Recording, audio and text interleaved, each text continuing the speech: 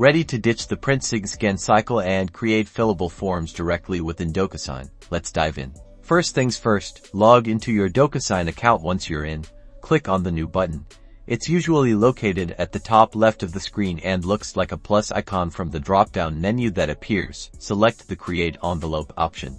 Now, upload the document you want to make fillable. You can drag and drop your file directly into the designated area, or click Upload to browse your computer. Docusign supports various file formats like PDFs and Word documents. Next, add your recipients. Enter their names and email addresses in the provided fields. You can set the signing order if needed, determining who signs first. This is where the magic happens. Click the Next button, or a button that says Add Fields. You'll be taken to the editing interface. On the left side, you'll see a panel with various field options like text boxes, checkboxes, signature fields, and date fields. Simply drag and drop the fields you need onto your document where you want recipients to enter information. Customize each field by clicking on it. You can adjust its size, font, and even make it a required field. Explore the Properties panel on the right to fine-tune each field to your exact specifications. Once you've placed all your fields and customized them to your liking, give your envelope a final review. If everything looks good,